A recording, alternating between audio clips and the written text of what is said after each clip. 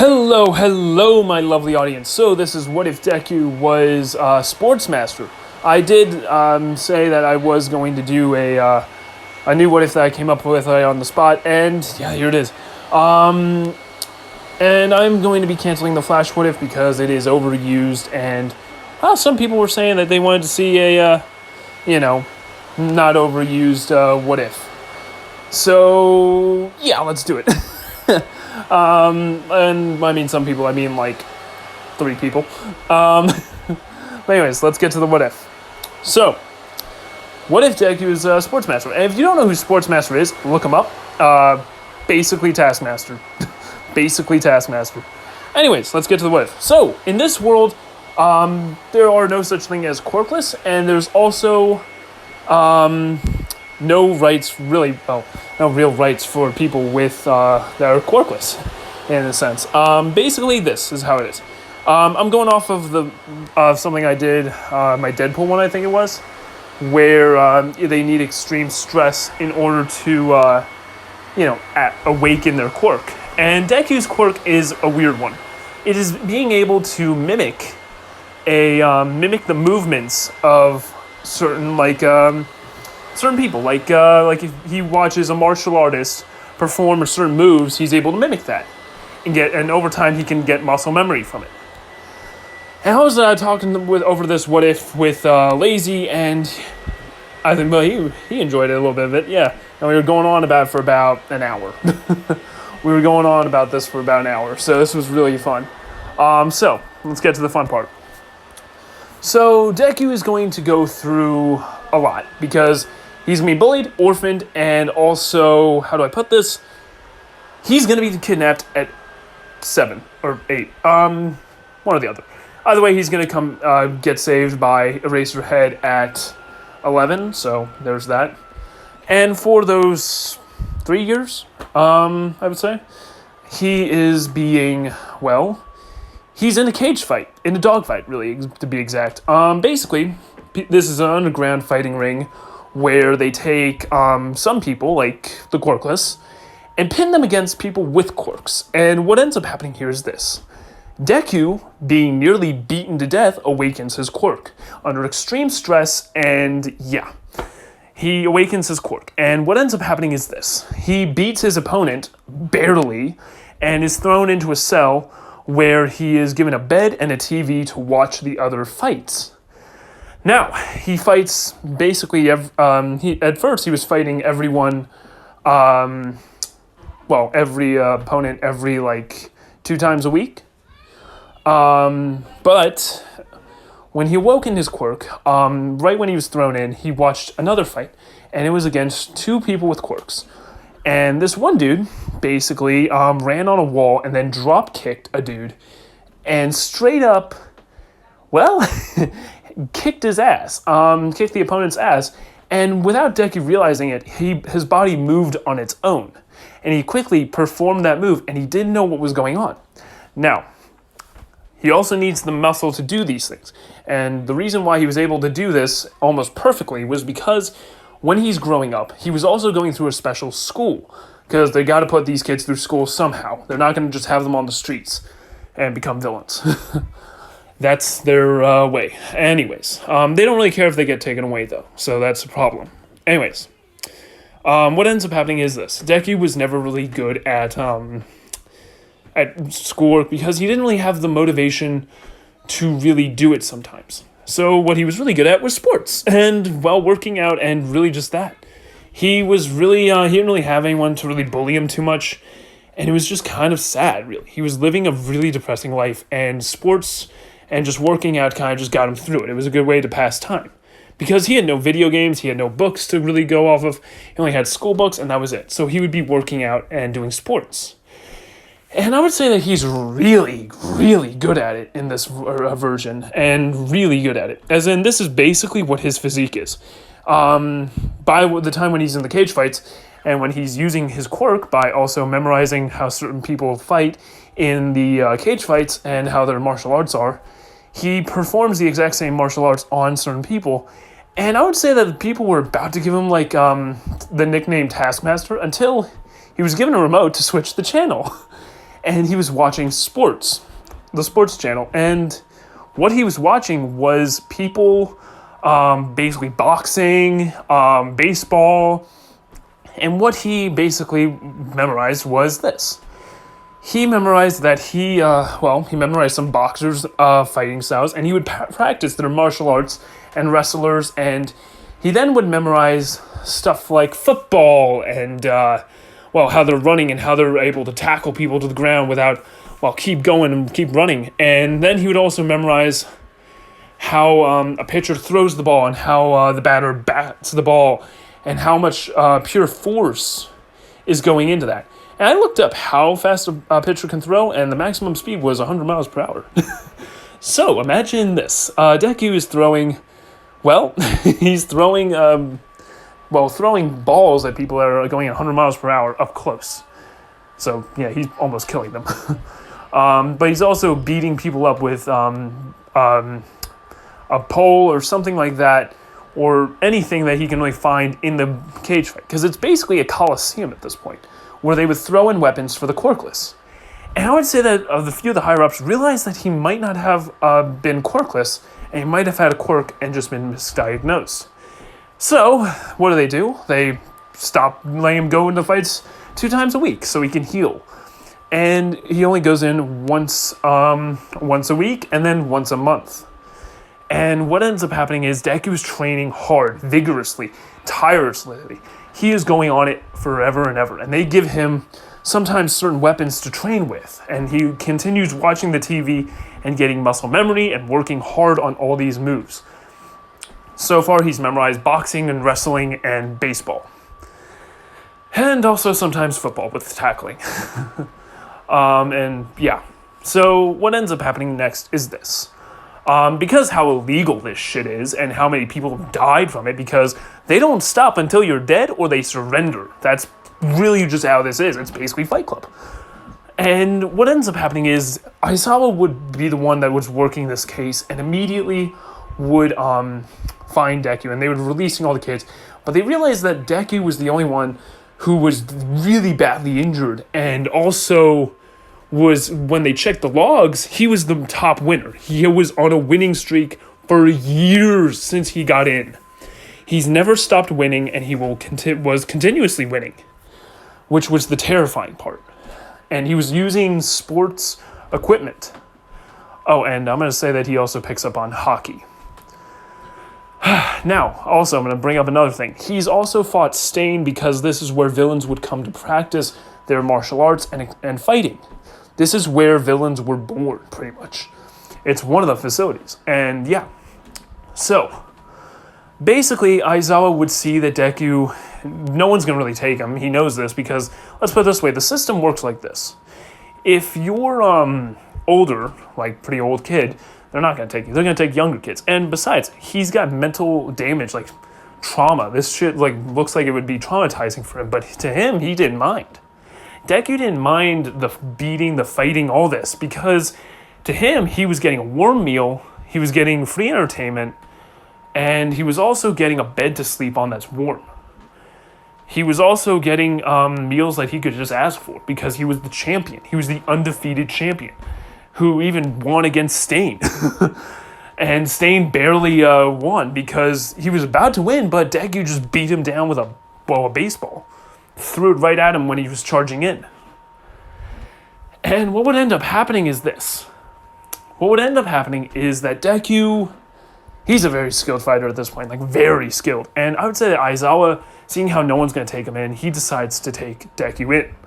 And for over the years, when Deku shares his experiences that he had felt when he was in the cage fighting and everything, Aizawa would be shocked, but also would have him try and remember the names or what that person looked like, and they would hunt down these villains and capture them.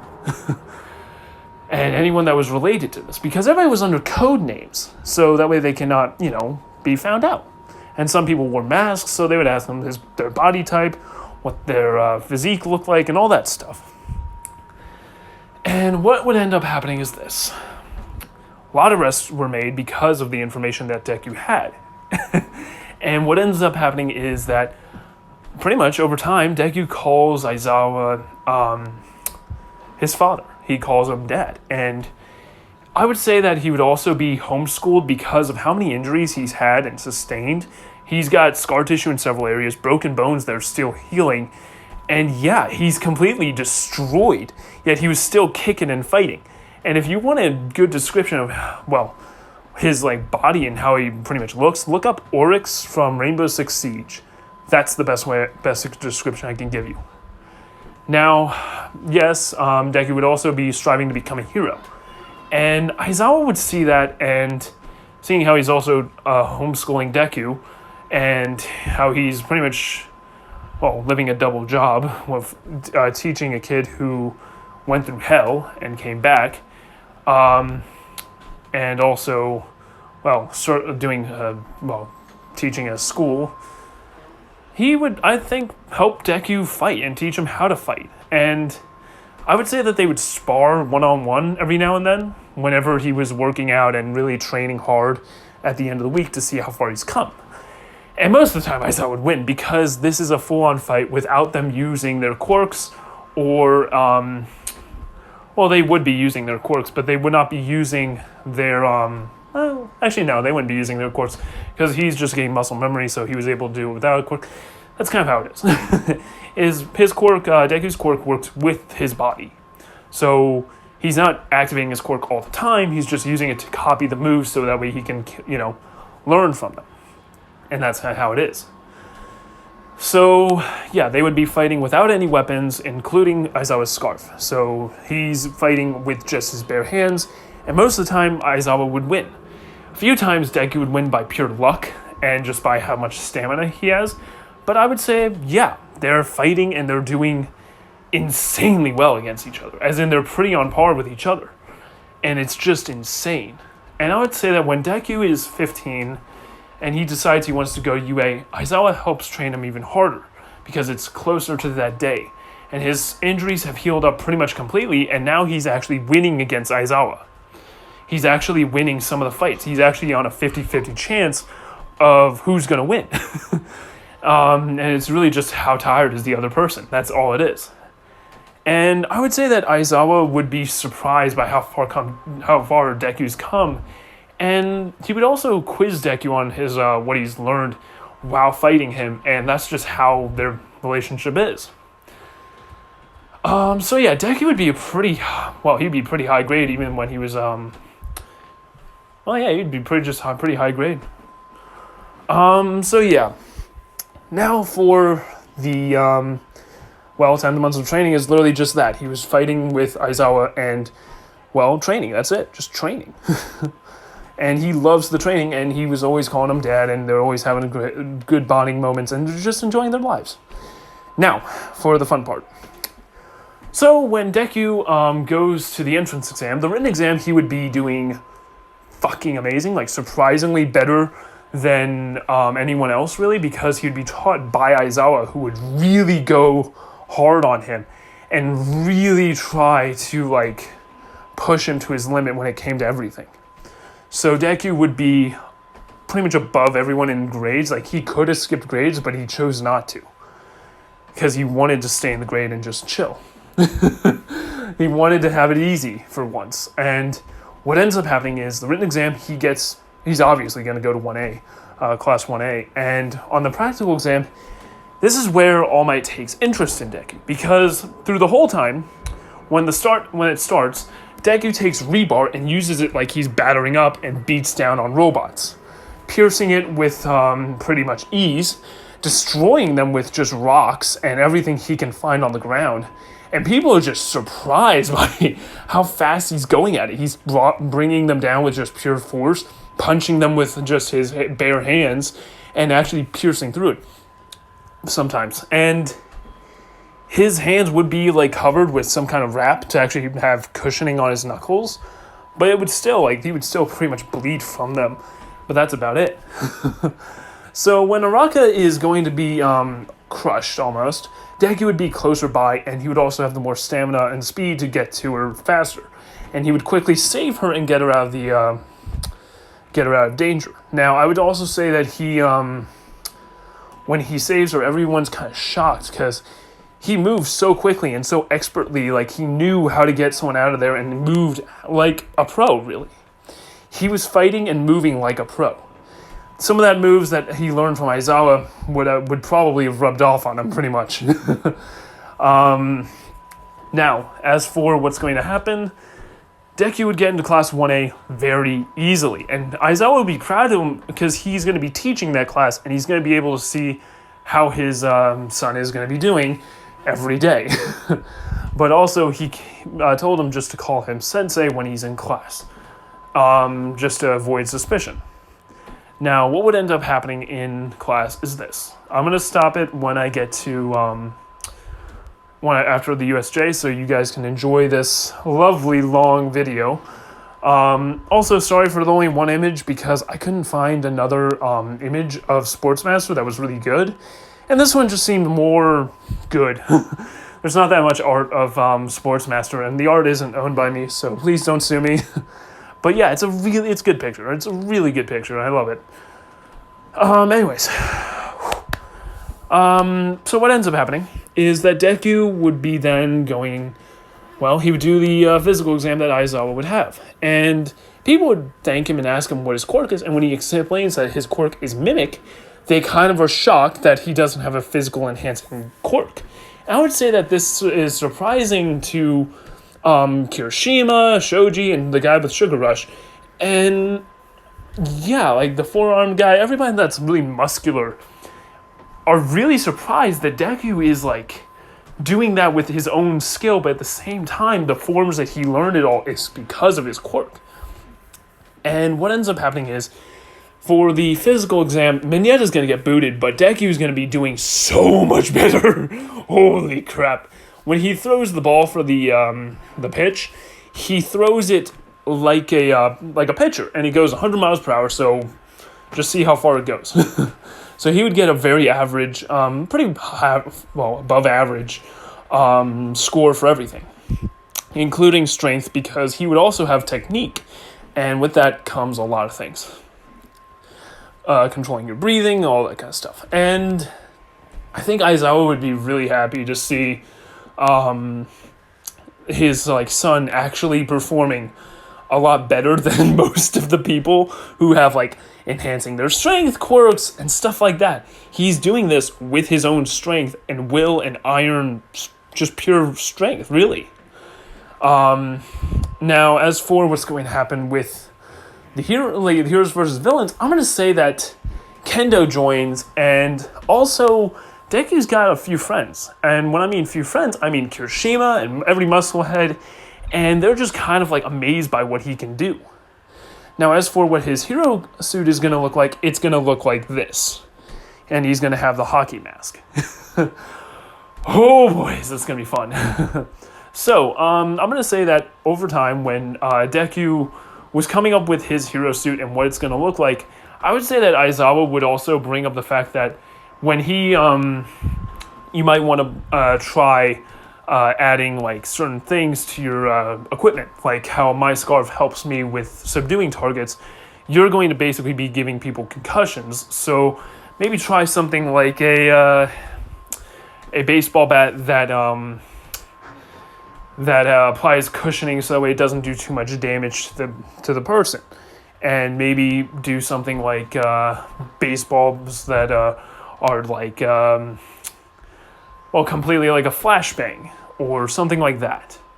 And I would say that Deku has flashbang baseballs that he can throw or batter up, and when they hit someone, they kind of explode, really, and they create a huge flash, really. Or better yet, they're just dust baseballs. Or, no, they're just flashbangs. Let's go with that. Let's go with that, flashbangs. And he pitches them. And he uses a baseball bat that is pretty much just overpowered, really. It's just got cushioning and that's it.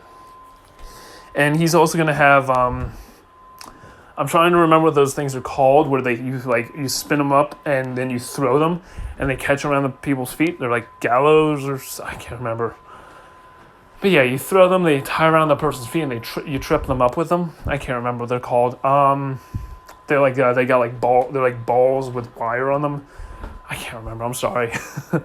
But yeah, he's also got those. And I'm going to say that Deku, his whole entire armor and all that is kind of like padded and enough to actually provide against knives, explosions, ice, cold. And he's really prepared for everything because he's fought against people with all kinds of quirks, but it's also mainly meant for like knives and stuff like that. It's basically like a pitcher gear.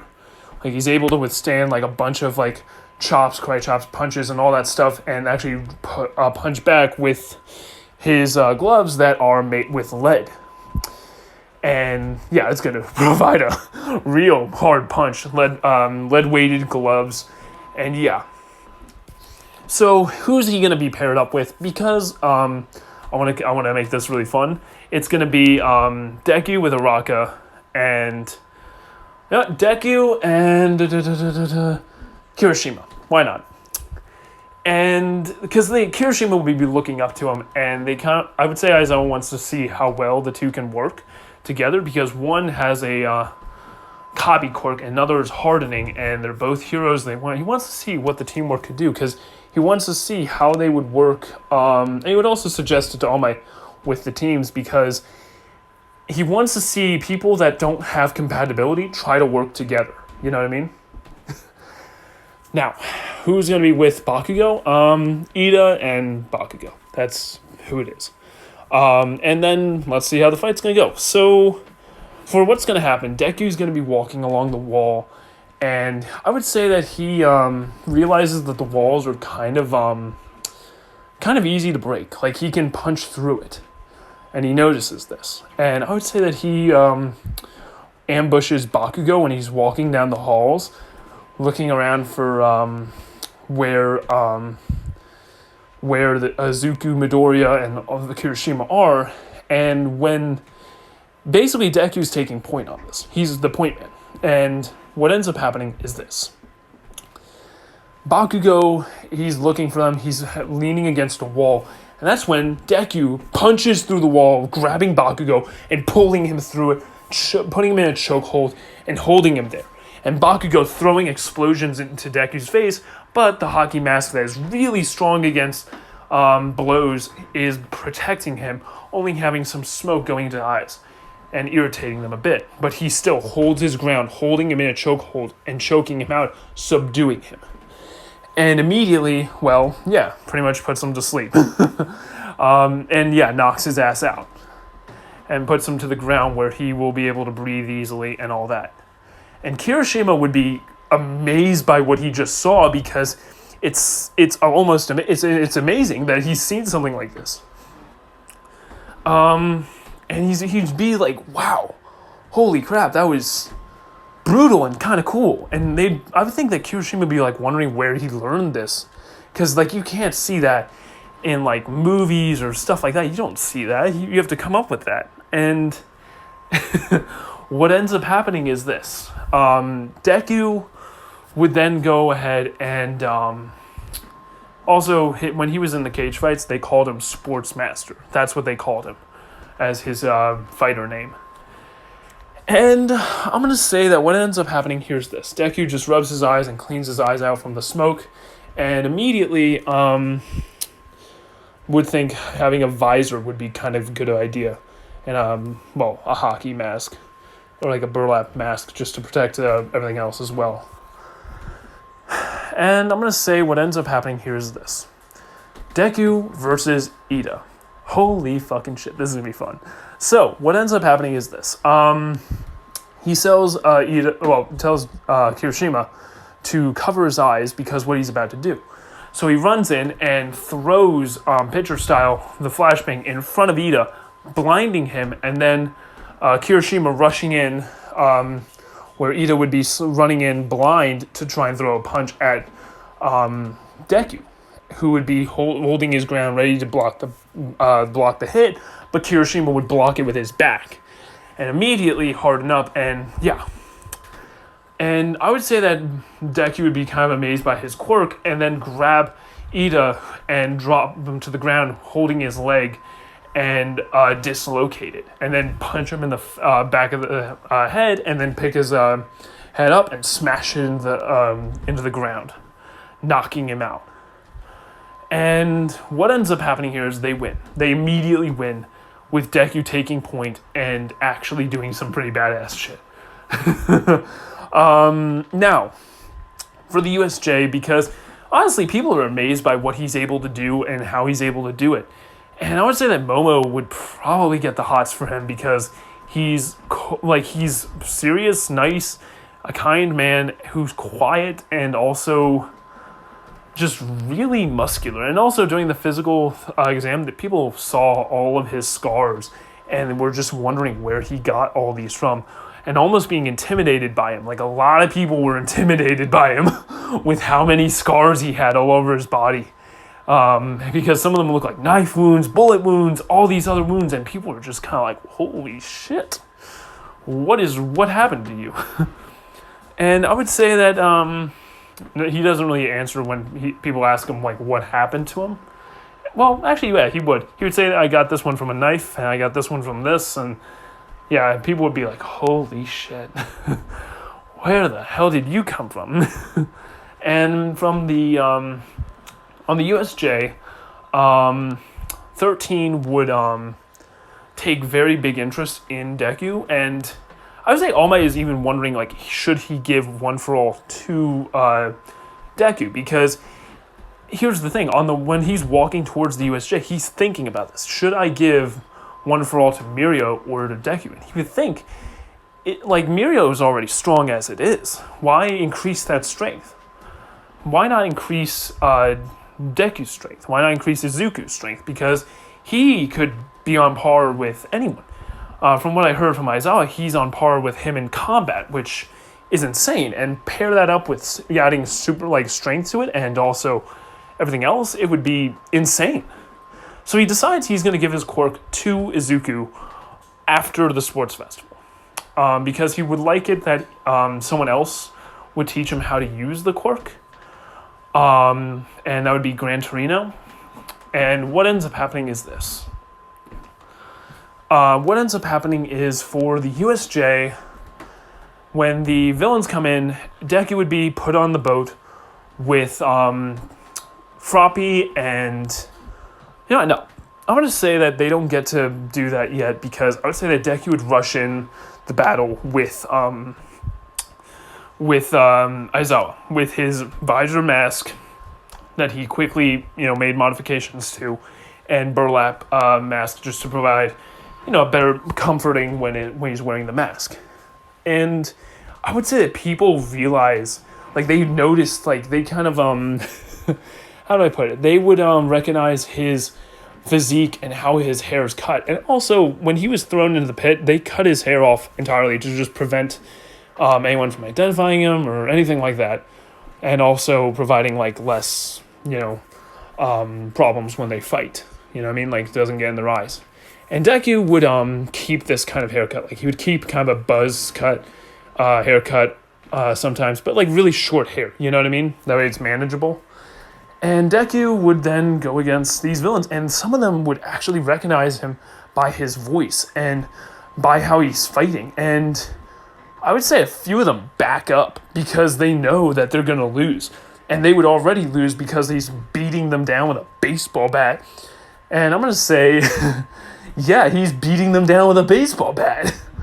What else happens is this. When they get, and some villains that don't know him get close, he completely, brings them to the ground, dislocating their arms and popping a few good moves there and then, doing some ground fighting, swiping people from under the legs and actually dropping to the ground.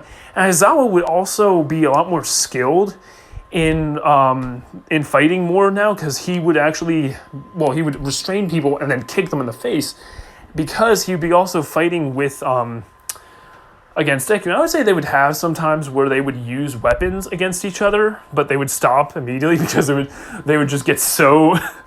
at the end of the time, they would just need to patch themselves up because how badly they would hit each other with it. And yeah, Deku would actually be fighting back to back with Aizawa, who would say that you should have stayed with the class and protected them. You're actually you're the only person here that's on par with me who could actually protect the class. And I would say that he would say to him that, well, Dad, I wanted to protect you because you're only good at one-on-one. I can do fight multiple people. Remember cage fighting?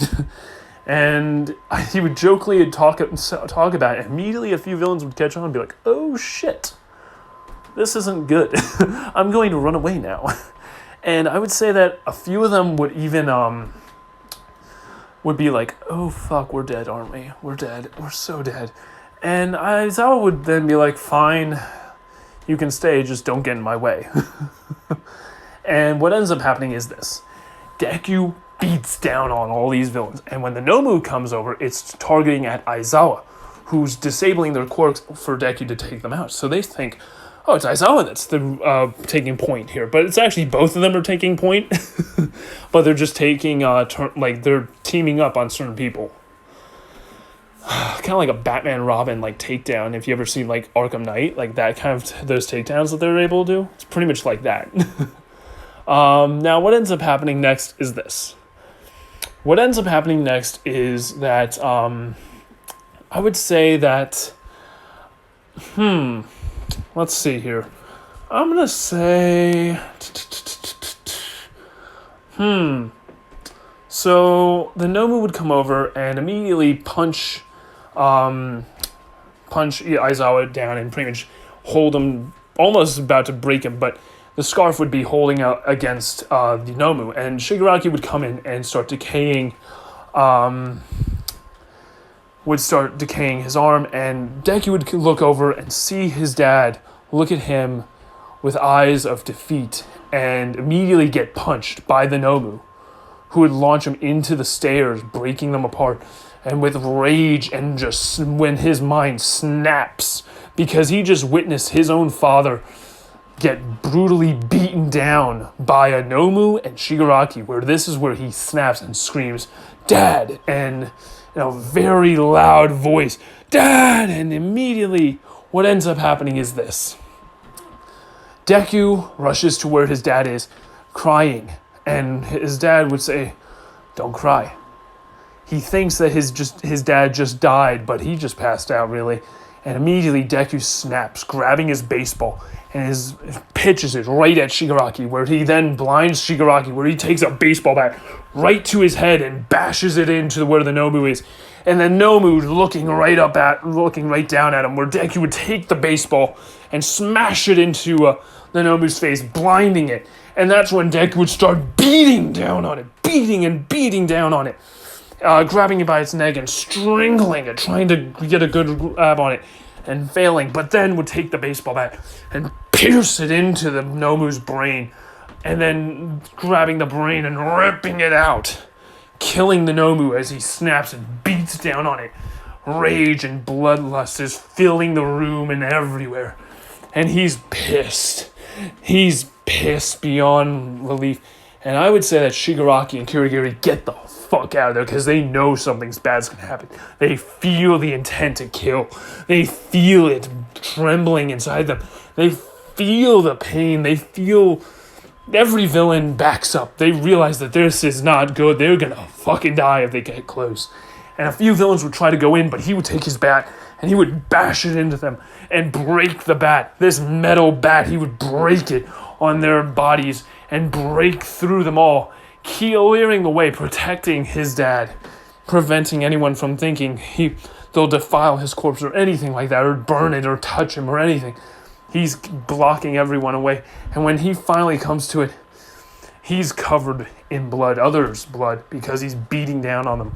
And I would say that when the heroes come, they just see, well, when All Might comes, he sees Zuko protecting all Aizawa, and him just releasing this blood-curdling rage, just screaming at the villains, who would then back up and surrender at his feet, begging him to not hurt them, feeling the pain, the fear and everything all over their bodies, trembling in his presence.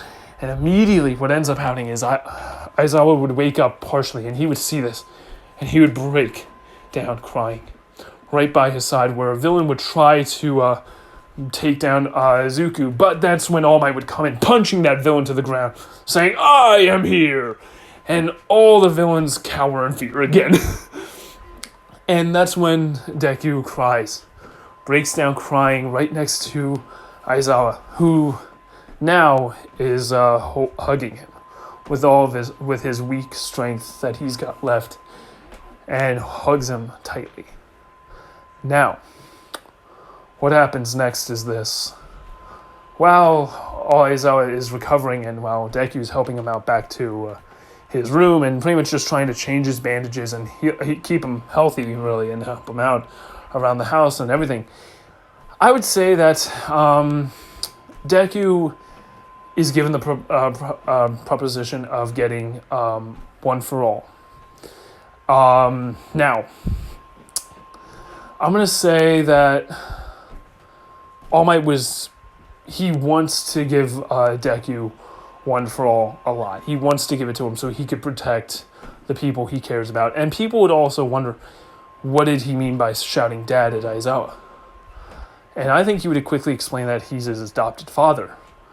And immediately, I would say that what ends up happening to Deku with this blood rage and everything, they would try and say that he killed a person, but I would say that is not a person. That thing was controlled and was not in any way a person.